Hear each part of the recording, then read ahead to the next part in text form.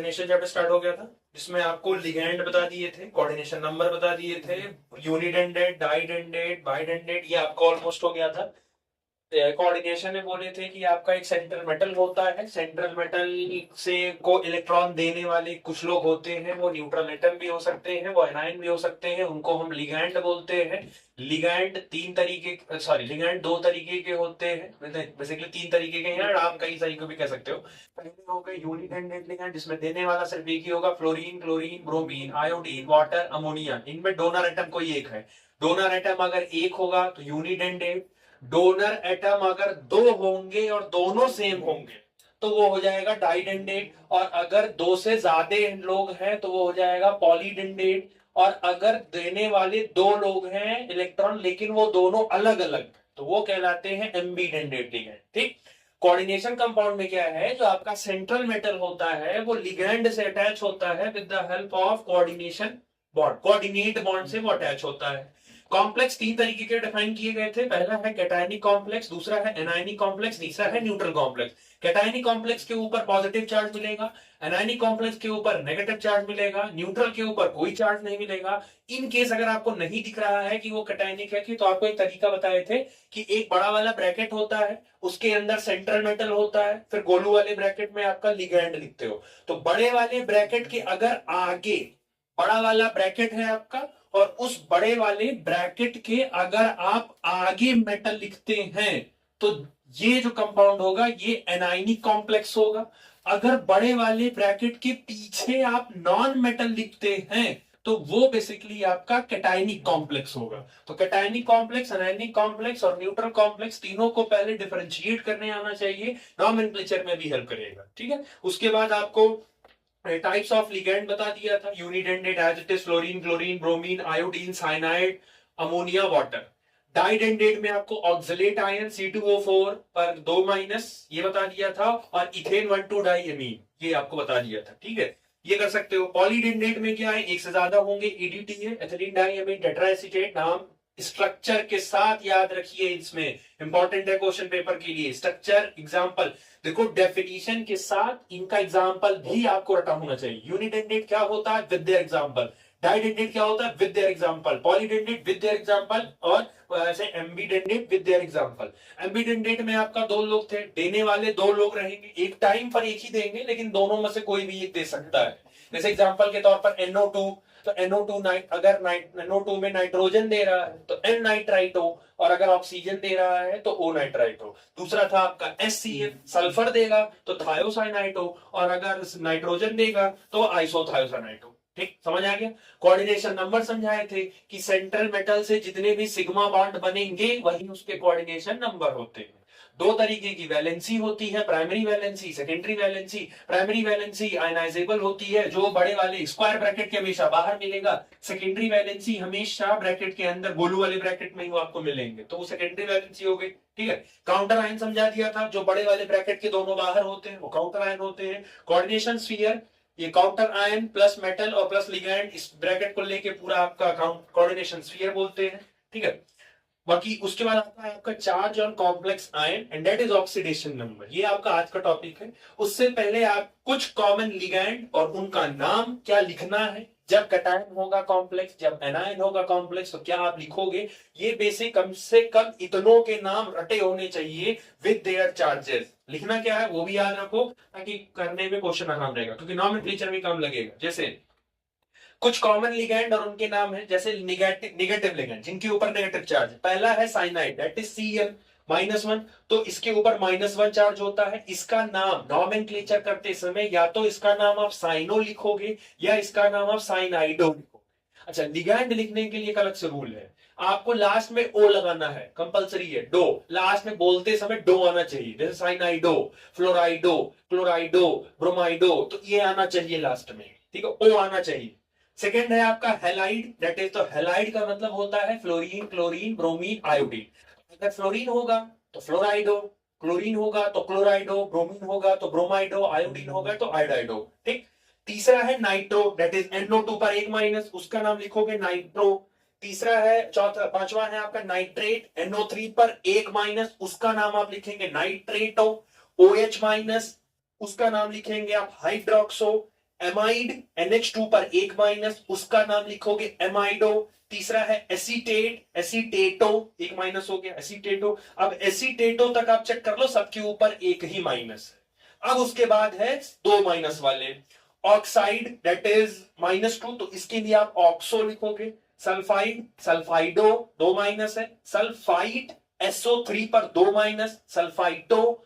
Sulphate SO4 पर दो minus है, सल्फेटो। और कार्बोनेट दैट इज कार्बोनेटो, इसके ऊपर भी दो माइनस है। ठीक, और एक और बचा है आपका ऑक्सलेट, जो अभी तो पढ़ के ही निकले हो। ऑक्सलेट के ऊपर दो माइनस होता है और इसका नाम ऑक्सलेटो। अब वो जिनके ऊपर कोई चार्ज नहीं है, जिनका आप चार्ज ऑक्सीडेशन नंबर 0 मानोगे, पहला है मेथिल एमीन, ऑर्गेनिक कंपाउंड है इसलिए 0 है। अमोनिया 0 है, वाटर 0 है, NO 0 है, और उनके नाम भी लिखे हैं। मेथिल एमीन को एज इट इज आप मेथिल एमीन लिखोगे, अमोनिया को आप एमीन लिखोगे। और ध्यान से देखिए, एमीन में डबल M है, सिंगल M नहीं लिखना है। तो ये आपको ध्यान रखना है नॉमेनक्लेचर करते समय कि जब एमीन लिखोगे तो आप डबल M नहीं लिखना वहां। वाटर के लिए एक्वा वर्ड यूज करोगे, जब नॉमेनक्लेचर करोगे तो वहां एक्वा वर्ड आना चाहिए। और NO नाइट्रिक ऑक्साइड के लिए नाइट्रोसिल लिखना है। ये इतने बेसिक्स हैं जो अभी नॉमेनक्लेचर करते समय बार बार ये लोग मिलेंगे, और कुछ अभी नॉमेनक्लेचर में करवाऊंगा तो उसमें जो मिलेंगे बीच में वो भी बता दूंगा, लिख लेना वो भी। अब मेन एंड सबसे इंपॉर्टेंट, जब आप कॉम्प्लेक्स पहचान लोगे कि आपके सामने कोई भी कोऑर्डिनेशन कंपाउंड दिया है, तो आप पहचानोगे कि वो कैटायनिक है कि वो एनायनिक है। तो क्या है, आपके पास सेंट्रल मेटल है, उस सेंट्रल मेटल का नाम चेंज होता है। अगर कॉम्प्लेक्स कैटायनिक है तो नाम चेंज नहीं होगा, जैसे उसका ओरिजिनल नाम है एज इट इज उसका ओरिजिनल नाम ही लिखा जाएगा। लेकिन अगर आपका कॉम्प्लेक्स एनायनिक है तो नाम चेंज कर दिया जाएगा। जैसे आपके पास कंपाउंड है, अगर आपका कंपाउंड कोऑर्डिनेशन कंपाउंड कैटायनिक है और उसमें आयरन है तो नाम लिखते समय आप आयरन ही लिखोगे। लेकिन अगर कॉम्प्लेक्स एनायनिक हो गया तो वहां नाम लिखते समय आयरन नहीं लिखना है, वहां फेरेट लिखना है। कॉपर के लिए क्यूप्रेट, कोबाल्ट के लिए कोबाल्टेट, लेड के लिए प्लम्बेट, सिल्वर के लिए अर्जेंटेट, गोल्ड के लिए ऑरेट, और टिन के लिए स्टिनेट। और ऐसे प्लेटिनम एक लिखा नहीं है उसमें, प्लेटिनम का हो जाता है प्लेटिनेट, चाहो तो एक्स्ट्रा बढ़ा लो, उसमें दिया नहीं है। प्लेटिनम का सिंबल हो गया PT एज इट इज। अगर कैटायनिक कॉम्प्लेक्स होगा तो आप प्लेटिनम ही लिखोगे, और अगर एनायनिक कॉम्प्लेक्स होगा तो आप प्लेटिनेट लिखोगे। तो एक चीज नोटिस किए कि एनायनिक वालों के लास्ट में 8 लग रहा है, सब में कॉमन है। Ferrate, cuprate, cobaltate, plumbate, argentate, aurate, stannate, platinate, last में 8 लगाना कंपलसरी है जब आप एनायनिक कॉम्प्लेक्स वाला नॉमेनक्लेचर करेंगे। समझ आ गया? अभी वो नॉमेनक्लेचर करेंगे, देख के खुद समझ आ जाएगा कि एक्चुअल इन रूल का कहां यूज है। समझ आ गया? ठीक हो गया।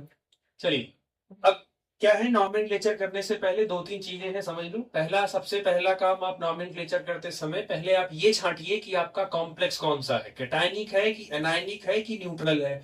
तो पहला वाला अगर आप चेक करोगे तो पहले वाले में आपका कोई भी किसी भी तरीके का चार्ज नहीं है, ना प्लस है ना माइनस है, ना बड़े वाले ब्रैकेट के आगे पीछे, तो इसका मतलब है ये कॉम्प्लेक्स आपका न्यूट्रल है। इनको चेक करो तो इनके भी ना प्लस है ना माइनस है ना बड़े वाले ब्रैकेट के अंदर बाहर कुछ भी है, तो ये भी कॉम्प्लेक्स आपका न्यूट्रल हो गया। अच्छा, इनका साफ साफ दिख रहा है कि -4 है, इसका मतलब ये कॉम्प्लेक्स आपका एनायनिक हो गया। और इनके पे साफ साफ दिख रहा है कि पॉजिटिव चार्ज है, तो इनका हो गया कैटायनिक। समझ आ गई? अब आपका सेकंड काम स्टेप वाइज देख कर लो, इस एक ही बार समझाएंगे। स्टेप वाइज याद रखिए, कोऑर्डिनेशन के क्वेश्चन, इनके नॉमेनक्लेचर करने कैसे। स्टेप नंबर 1, सबसे पहले आप यही पहचानेंगे कि कॉम्प्लेक्स कौन सा है। Step 1 complete. स्टेप 2, जो भी सेंट्रल एटम होगा उसका ऑक्सीडेशन निकालना है। बड़े वाले ब्रैकेट के अंदर ही सेंटर मिलेगा, ये है, इसमें प्लेटिनम है, इसमें आयरन है, इसमें कोबाल्ट है, इसका निकालना है आपको ऑक्सीडेशन नंबर। सेकेंड स्टेप ये है। तो अब ध्यान से सुनो, जैसे निकालते थे रेडॉक्स में, जिसका निकालना है उसका मानो X प्लस। अब CO का याद होना चाहिए, CO is a neutral ligand. पीछे पन्ना पलट के देखो, CO 0 चार्ज रखा है अपने ऊपर, तो न्यूट्रल लिगेंड है ये। तो इसका तो हो गया 0 इज इक्वल टू, और नहीं है, अगर कंपाउंड के ऊपर कोई भी चार्ज बेसिकली नहीं प्रेजेंट है, कंपाउंड के ऊपर कोई चार्ज नहीं प्रेजेंट है, तो ये भी इज इक्वल टू हो गया 0। तो X इज इक्वल टू हो गया यहां पे 0, मतलब यहां जो निकल प्रेजेंट है वो अपने 0 ऑक्सीडेशन स्टेट में प्रेजेंट है। समझ आ गया?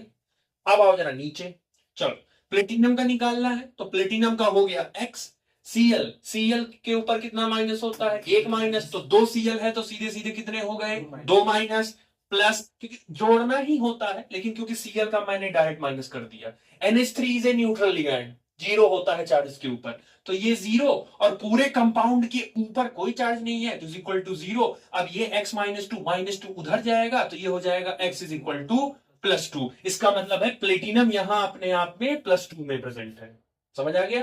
तीसरा, आयरन का निकालना है तो आयरन का हो गया x, Cn के ऊपर एक माइनस होता है तो 6 Cn है तो टोटल 6 माइनस, तो -6 इज इक्वल टू कंपाउंड के ऊपर चार्ज प्रेजेंट है तो जितना चार्ज प्रेजेंट है ऊपर उतना आगे लिख दोगे -4। 11th का रेडॉक्स ही है, -6 उधर जाएगा तो -6 कन्वर्ट हो जाएगा +6, +6 -4 कितना हो गया? +2। तो यहां आयरन किस में प्रेजेंट है? +2 में प्रेजेंट है।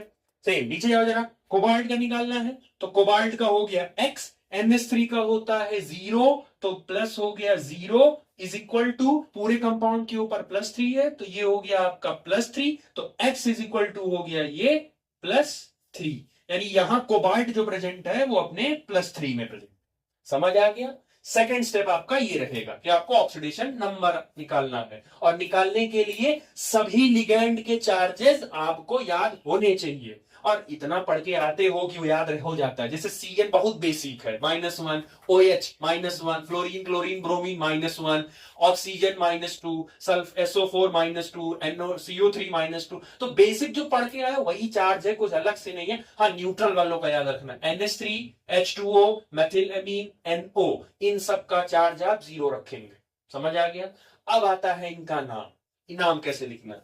अब नाम में ही सब कुछ है, ध्यान से देखना नाम कैसे लिखना। सबसे पहले लिगेंड का नाम लिखते हैं सबसे पहले। अच्छा, जैसे ऑर्गेनिक वाले में करते थे तो क्लोरीन होता था, अगर 2 क्लोरीन प्रेजेंट हो तो क्या लिखते थे? Die chloro. 3 अगर एथिल प्रेजेंट होता है तो डाई एथिल करते थे ना ऑर्गेनिक में। और ऑर्गेनिक में शायद याद हो एक काम आप और करते थे, अल्फाबेटिकल भी चेक करते थे। ए में कौन पहले आ रहा है, सेम टू सेम रूल लगेगा यहाँ भी। अल्फाबेटिकल कौन सा, वहां क्या होता था, वहां ब्रांच होता था कि पहले आप डिसाइड, जैसे मेथिल भी है, एथिल भी है, ब्रोमो भी है, क्लोरो भी है, तो पहले तो आप नंबरिंग कर लेते थे। नंबरिंग करने के बाद फिर ब्रोमो का बी पहले आता है तो उसको पहले, क्लोरीन का सी, क्लोरो पहले, उसके बाद फिर एथिल आएगा, ऐसे सेम टू सेम। लिगैंड, जितने लिगैंड है सभी लिगैंड का पहला लेटर आपको ऑर्डर चेक करना है। जैसे एक ही लिगैंड है अकेला सिर्फ CO, तो इसका नाम कैसे लिखोगे? अच्छा, 4 है तो 4 के लिए आप यहां यूज करोगे टेट्रा, 4 के लिए हो गया टेट्रा। CO का मतलब होता है कार्बोनिल, तो इसका, अच्छा स्पेस नहीं देना है, सबसे इंपॉर्टेंट स्पेस नहीं देना है आपको, टेट्रा कार्बोनिल, ये हो गया।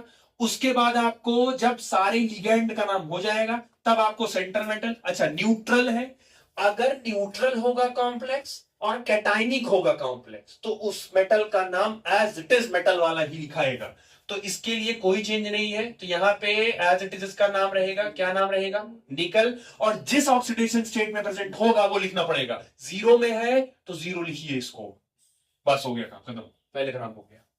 समझ आया? अच्छा, अब दूसरा देखो जरा।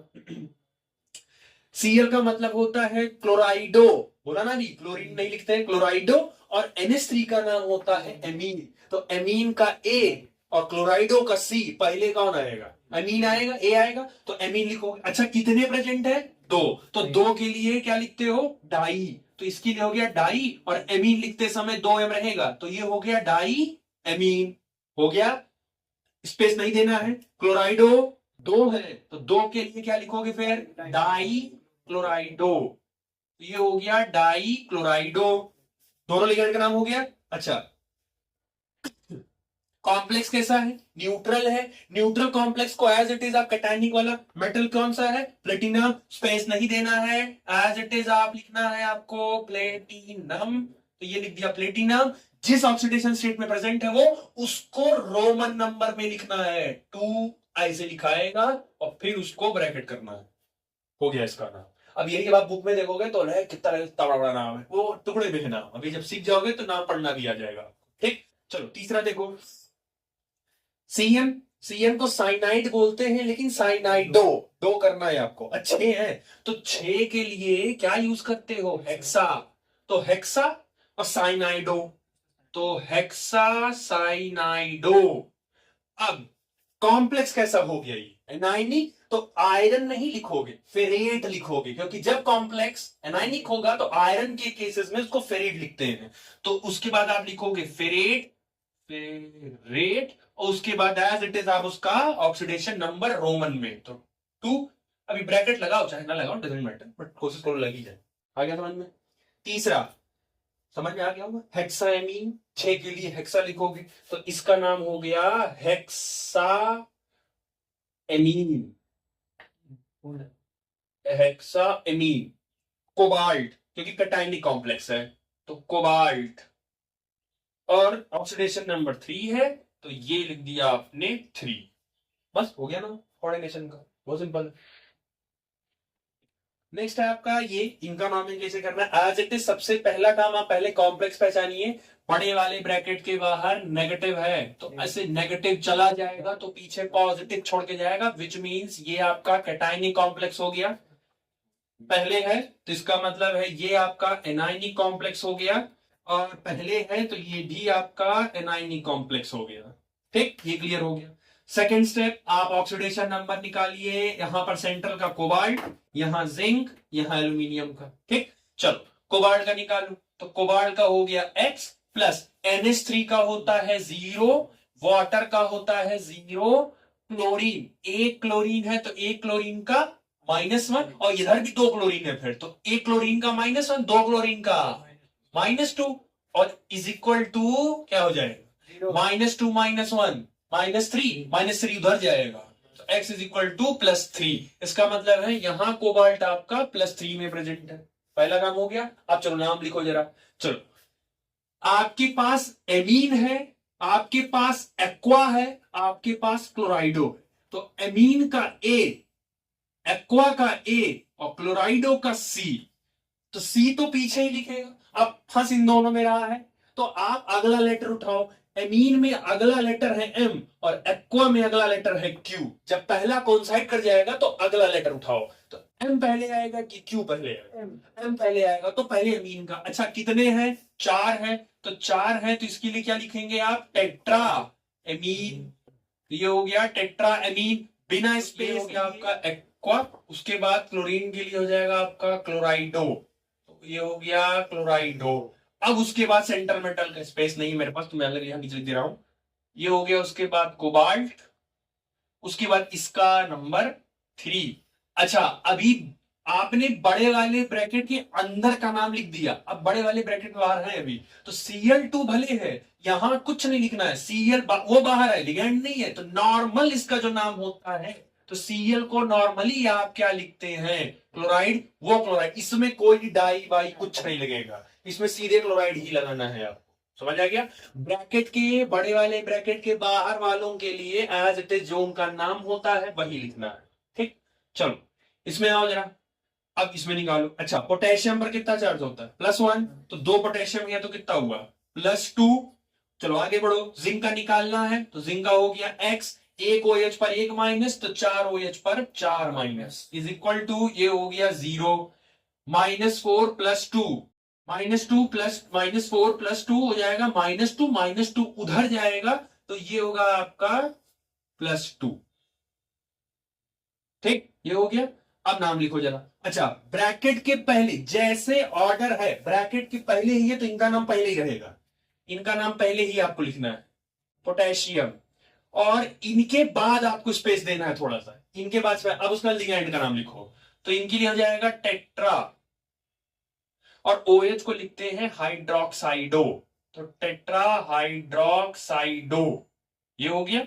उसके बाद जिंक, अच्छा कॉम्प्लेक्स कैसा है, एनायनिक, तो जिंक नहीं जिंकेट, नाम इनका चेंज हो जाएगा, तो इनका नाम हो गया जिंकेट, और नंबर हो गया इनका 2। ठीक, चलो नीचे आओ, सेम काम फिर, इसका नाम हो गया एज इट इज आपका पोटेशियम, फिर पोटेशियम के बाद थोड़ा सा स्पेस। अच्छा C2O4 को बोलते हैं ऑक्सलेटो, ऑक्सलेट है तो उसका नाम लिखोगे ऑक्सलेटो, कितने हैं, 3 है, तो 3 के लिए लिखोगे ट्राई ऑक्सलेटो, तो ये हो गया ट्राई ऑक्सलेटो। फिर कॉम्प्लेक्स कैसा है, एनाइनिक, तो एल्यूमिनियम नहीं एल्यूमिनेट, लास्ट में 8 लगाना कंपलसरी है, तो एल्यूमिनेट। और फिर वो अच्छा इसका वो निकालेगा क्या, अच्छा रुको इसका वो निकालेगा, पोटेशियम, एक पोटेशियम पर +1, 3 पोटेशियम पर +3 प्लस एक्स। अब ध्यान से C2O4 के एक C2O4 पर 2 माइनस होता है, तो 3 C2O4 है तो टोटल 6 माइनस होगा, तो ये हो जाएगा -6 इज इक्वल टू 0, -6 + 3 -3, -3 उधर जाएगा तो +3, तो इसका मतलब है एल्यूमिनियम कितना आ गया, और ये कॉमन भी है, आपको पता है कि एल्यूमिनियम की वैलेंसी 3 ही होती है, तो सही भी हो गया। आगे समझ में, ठीक, ओके चलिए। सबसे पहले कंपाउंड, अच्छा ब्रैकेट के आगे है ना, इधर है ना कोई चार्ज है, तो ये आपका हो गया न्यूट्रल कॉम्प्लेक्स। ब्रैकेट के पहले मेटल है मतलब ये एनाइनिक कॉम्प्लेक्स, और ब्रैकेट के बाद है इसका मतलब कैटायनिक कॉम्प्लेक्स, तो ऐसे ही याद कर लो, ब्रैकेट के पहले है तो एनाइनिक कॉम्प्लेक्स, ब्रैकेट के बाद है तो कैटायनिक कॉम्प्लेक्स। इसमें इनका निकालना है, इनका निकालना है, और इसमें इनका निकालना है। चलो निकालो। प्लेटिनम का हो गया X, NH3 का होता है 0, Cl का हो गया -1, NO2 का हो गया -1 is equal to 0, minus minus -2 उधर जाएगा +2। ठीक, चलो इनका निकालो जरा। पोटेशियम का हो गया +3, क्रोमियम का हो गया +x, एक C2O4 पर 2 माइनस, 3 C2O4 है तो 6 माइनस इज इक्वल टू 0, -6 + 3 -3 उधर जाएगा तो +3। कोबाल्ट का हो गया आपका x, NH3 का होता है आपका 0, CO3 पर होता है -2, और क्लोरीन का होता है -1 इज इक्वल टू 0, -2 -1 -3 उधर जाएगा तो ये हो गया +3।